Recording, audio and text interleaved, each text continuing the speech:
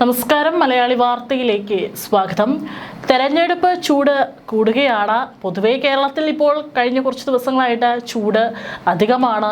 ഈ ഒരു വേളയിലാണ് സ്ഥാനാർത്ഥികൾ ഈ ചൂടൊന്നും തന്നെ വകവയ്ക്കാതെ വോട്ട് ചോദിച്ചുകൊണ്ട് വോട്ടർമാരുടെ അടുത്തേക്ക് എത്തുന്നത്. അതേസമയം തന്നെ പരസ്പരം അങ്ങോട്ടും ഇങ്ങോട്ടുള്ള വെല്ലുവിളികളും വിമർശനങ്ങളും ഗുരുതരമായിട്ടുള്ള ആരോപണങ്ങളും ഉയർത്തുന്നുണ്ട്.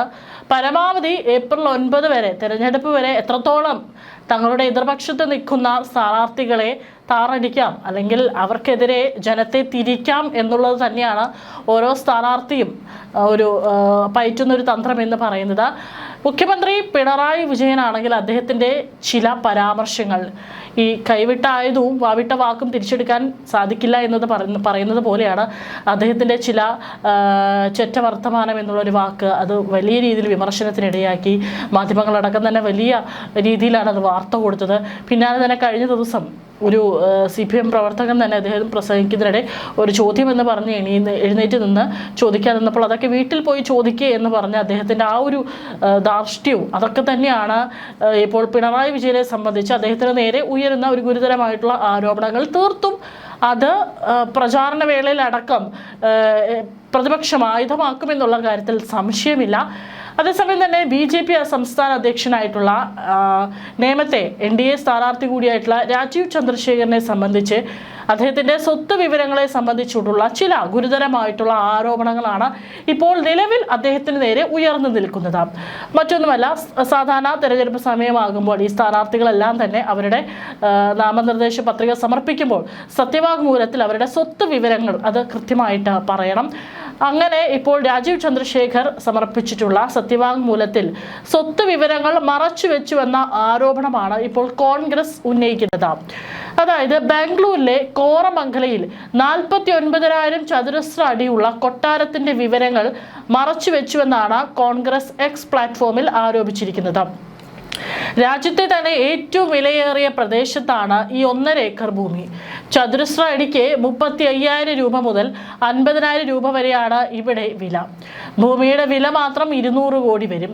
മാർച്ച് 17-നാണ് ഇതിന്റെ നികുതി അടച്ചതെന്നും ആർക്ക് വേണമെങ്കിലും പരിശോധിക്കാമെന്നും വ്യക്തമാക്കി അതിന്റെ ലിങ്കും കോൺഗ്രസ് പങ്കുവച്ചിട്ടുണ്ട്. 2024-ലെ സത്യവാങ്മൂലത്തിൽ ഈ സ്വത്ത് രേഖപ്പെടുത്തിയിട്ടുണ്ടെന്നും തെരഞ്ഞെടുപ്പ് കമ്മീഷനെ തെറ്റിദ്ധരിപ്പിക്കാനുള്ള നീക്കമാണിതെന്നും കോൺഗ്രസ് ആരോപിച്ചു. വിഷയത്തിൽ തെരഞ്ഞെടുപ്പ് കമ്മീഷൻ ഇടപെടണമെന്നും നടപടി എടുക്കണമെന്നും കോൺഗ്രസ് ആവശ്യപ്പെട്ടു കഴിഞ്ഞു. കഴിഞ്ഞ ദിവസം നാമനിർദ്ദേശ പത്രികയ്ക്കൊപ്പം സമർപ്പിച്ച സത്യവാങ്മൂലം അനുസരിച്ച് രാജീവ് ചന്ദ്രശേഖരന് 93.88 കോടി രൂപയുടെ സ്വത്തുണ്ടെന്നാണ് രേഖപ്പെടുത്തിയിരിക്കുന്നത്. കർണാടകയിലെ കോറമംഗലയിൽ 15.07 കോടി രൂപ വിലമതിക്കുന്ന 9,600 ചതുരശ്ര അടിയുള്ള വീട്, 369.12 ഗ്രാം സ്വർണവും വജ്രവും ഉൾപ്പെടെ 3.58 കോടിയുടെ ആഭരണങ്ങൾ, 10,000 രൂപ വിലമതിക്കുന്ന 1942 മോഡൽ കാറ്, പലിശ ഇനത്തിൽ ലഭിച്ച 5 ലക്ഷം രൂപ, ഓഹരികളിലും കടപ്പത്രങ്ങളിലും ബോണ്ടുകളിലുമായി 35.83 ലക്ഷം രൂപയുടെ നിക്ഷേപം, ബാങ്കുകളിൽ 4.37 രൂപയുടെ സ്ഥിര നിക്ഷേപം, സ്ഥാപനങ്ങൾ വഴി വായ്പയായി നൽകിയ 34.96 എന്നിവയാണ് സ്വത്തുക്കളിൽ വരുന്നത്. കൈവശം 64,100 രൂപ മാത്രമാണുള്ളത്. ആദായ നികുതി വകുപ്പിൽ സമർപ്പിച്ച റിട്ടേൺ പ്രകാരം പ്രതിവർഷ വരുമാനം 92.91 ലക്ഷം രൂപയാണ്. ഭാര്യ അഞ്ജുവിന് 60.50 ലക്ഷം രൂപയാണ് പ്രതിവർഷ വരുമാനം. 9.08 കോടിയുടെ ആഭരണങ്ങളടക്കം ഭാര്യയുടെ ആകെ സ്വത്ത് 18.10 കോടിയാണ്. കൈവശം 3.40 ലക്ഷം രൂപയുമുണ്ട്. വായ്പകൾ ഉൾപ്പെടെ രാജീവിന് 107.39 കോടിയുടെയും ഭാര്യയ്ക്ക് 1.62 കോടിയുടെയും ബാധ്യതകളാണുള്ളത്. കളമശ്ശേരി സ്ഫോടനത്തെ തുടർന്ന് സമൂഹ മാധ്യമങ്ങളിൽ പ്രതികരണം നടത്തിയതുമായി ബന്ധപ്പെട്ടും രാജീവ് ചന്ദ്രശേഖരനെതിരെ എറണാകുളത്ത് ക്രിമിനൽ കേസുണ്ട്. ഏതായാലും ഇപ്പോൾ അദ്ദേഹത്തിൻ്റെ ആ ഒരു വീട് ഏകദേശം 200 കോടിയോളം സ്ഥലത്തിന് മാത്രം വിലമതിക്കുന്ന ആ വലിയൊരു കൊട്ടാരം പോലത്തെ വീട് അദ്ദേഹം സത്യവാങ്മൂലത്തിൽ നിന്ന് മറച്ചു വെച്ചു എന്നുള്ളത് തെളിവ് സഹിതമാണ് ഇപ്പോൾ കോൺഗ്രസ് സമൂഹ മാധ്യമങ്ങളിൽ പങ്കുവച്ചിരിക്കുന്നത്. അതേസമയം ഇതിനെക്കുറിച്ച് അദ്ദേഹം പ്രതികരണം നടത്തിയിട്ടില്ല. അതേസമയം തന്നെ കഴിഞ്ഞ ദിവസം രാജീവ് ചന്ദ്രശേഖരെ ആശീർവദിച്ച് അഘോരി സന്യാസിയുടെ ചിത്രം സമൂഹ മാധ്യമങ്ങളിൽ വൈറലായിരുന്നു. നെടുങ്കാട് ഭവന സന്ദർശനത്തിലെത്തിയപ്പോൾ എത്തിയപ്പോഴാണ് രാജീവ് ചന്ദ്രശേഖറിന്റെ അടുത്ത് അഘോരി എത്തിയത്. 2 സന്യാസിമാരും ഒപ്പമുണ്ടായിരുന്നു. കാറിൽ രാജീവ് ചന്ദ്രശേഖറിന്റെ അടുത്തേക്ക് എത്തിയ അഘോരി തലയിൽ കൈവച്ച് അനുഗ്രഹിച്ചു. കാശിയിൽ തപസ്സിലായിരുന്നുവെന്നും ക്ഷേത്ര ദർശനത്തിനായും BJP സ്ഥാനാർത്ഥികളെ അനുഗ്രഹിക്കുന്നതിനായും കേരളത്തിൽ എത്തിയതാണെന്നും ഒപ്പമുണ്ടായിരുന്ന സന്യാസിമാർ പറഞ്ഞു. തങ്ങളെ അയച്ചത് യോഗി ആദിത്യനാഥ് ആണെന്നും ഇനി കന്യാകുമാരിയിലേക്കാണ് യാത്രയെന്നും സന്യാസിമാർ പറഞ്ഞു. അതേസമയം തെരഞ്ഞെടുപ്പ് പ്രചാരണത്തിന് ഒപ്പം നടക്കാൻ ശ്രമിച്ചെങ്കിലും രാജീവ് ചന്ദ്രശേഖറും ഒപ്പമുണ്ടായിരുന്നവരും പ്രോത്സാഹിപ്പിച്ചില്ല. BJP അനുഗ്രഹിക്കാൻ ഉത്തർപ്രദേശിൽ നിന്നും അഘോരികൾ വന്നതിനെക്കുറിച്ചും ഇപ്പോൾ ശബരിനാഥൻ അഭിപ്രായപ്പെട്ടിട്ടുണ്ട്. സ്വാമിമാർ വന്നു പോകട്ടെ എന്നും താൻ വോട്ടർമാരെയാണ് കാണുന്നതെന്നും ശബരിനാഥൻ പറഞ്ഞു. വന്ന സ്വാമിമാർ യോഗിയുടെ UP കുറിച്ചാണ് പറഞ്ഞത്. ഇതാണ് തനിക്ക് രാജീവ് ചന്ദ്രശേഖറോട് പറയാനുള്ളതെന്നും ശബരിനാഥൻ പറഞ്ഞു. തെരഞ്ഞെടുപ്പ് കമ്മീഷന്റെ നോട്ടീസിൽ BJPയുടെ സീൽ കണ്ടതിനെയും ശബരിനാഥൻ വിമർശിച്ചു. ഇലക്ഷൻ കമ്മീഷന്റെ സീൽ BJP ഓഫീസിലാണോ എന്നും ഗുരുതരമായ വിഷയമാണെന്നും ശബരിനാഥൻ പറഞ്ഞു.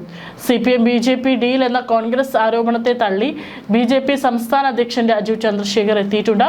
ഭയത്തിൽ നിന്ന് ഉടലെടുത്ത ആരോപണമാണിതെന്നും രാജീവ് ചന്ദ്രശേഖർ പറഞ്ഞു. നാമനിർദ്ദേശ പത്രികയിൽ സ്വത്ത് വിവരങ്ങൾ പൂർണ്ണമായി വെളിപ്പെടുത്തിയിട്ടില്ലെന്ന ആരോപണം കഴിഞ്ഞ തെരഞ്ഞെടുപ്പിലും കോൺഗ്രസ് ഉയർത്തിയതാണെന്നും രാജീവ് ചന്ദ്രശേഖർ പറഞ്ഞു. നാമനിർദ്ദേശ പത്രിക സമർപ്പണം കഴിഞ്ഞ് സ്ഥാനാർത്ഥികളുടെ കാര്യത്തിൽ ചിത്രം വ്യക്തമായതിന് പിന്നാലെ ചൂട് പിടിക്കുകയാണ് ഇപ്പോൾ ഈ ഒരു ഡീൽ ആരോപണം.